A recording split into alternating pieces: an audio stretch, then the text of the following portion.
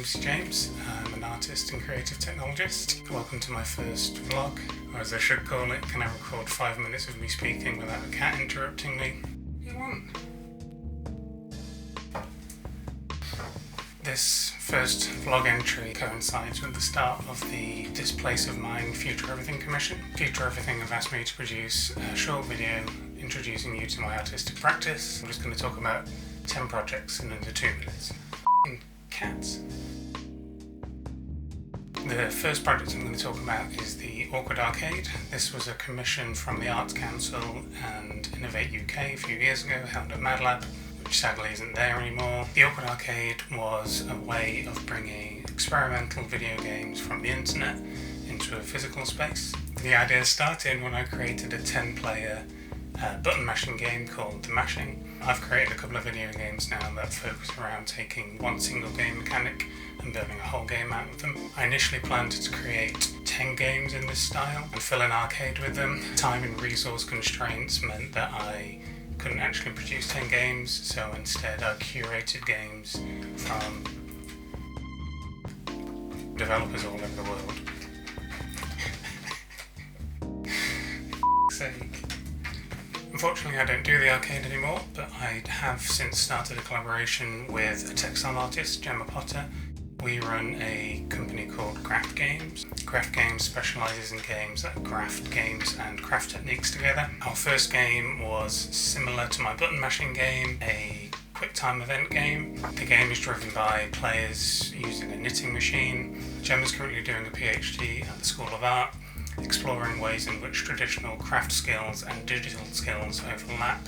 Knitting, sewing, crochet, all of these skills are typically seen as very skilled activities that people kind of perform habitually. She thinks that games actually work in a very similar way, and she is exploring the overlaps between these two worlds. Since then, we've created a game called Pocket Racer, in which you have to knit a jean pocket pattern on a piece of paper. We've put a pen in the sewing machine. You've got to do it accurately and against the clock, like a racing game. Speed up on the straights, slow down on the corners, don't go off the track, otherwise you'll fail. We're actually trying this out now in the Community Clothing Factory in Blackburn.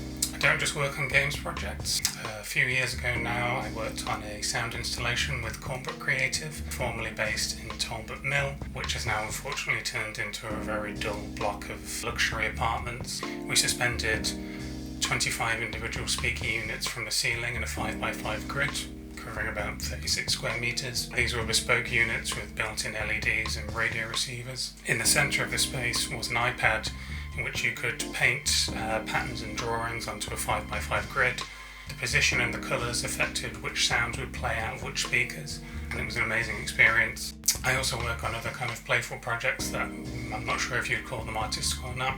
In response to a tweet by the Museum of Rural Life, what one feature would you give a pig to make it fit for the 21st century? I joked that I would give it an IP address. I designed and 3D printed a piggy bank style pig, embedded some electronics that when connected to the internet, it would light up when you receive emails, tweets, Facebook messages, and it would glow blue when it was due to rain wherever the pig was. I was part of Future Everything's Alternate Futures Lab at Manchester International Festival last year. We were tasked with imagining what Manchester would be like in 2050. All of the ideas I was thinking about when it came to sustainability, public transport and public space all kept coming back to the fact that in our modern lives so much of our time is spent in online spaces. When we're walking down a high street, we're quite clear about what is public and private space. Online, that's a lot more difficult to discern. Who holds the data, who controls the infrastructure, who makes money, who gets paid when you use public services. If I want to know what day my bins go out, I log onto the Manchester City Council website. On the face of it, I've got no idea what servers I'm connecting to. I'm really interested in exploring how young people across the region experience this too. Whether it's on your mind or not, whether you've got any idea what I'm talking about at all, and to look at some ways in which we can maybe make these things more obvious. My day job is working on web applications and web design, so I think I might scare everyone on the brief by saying I might make a physical device, perhaps distribute the instructions for making the physical device, and making that interact with your online experience. Thanks, and I look forward to chatting to you all.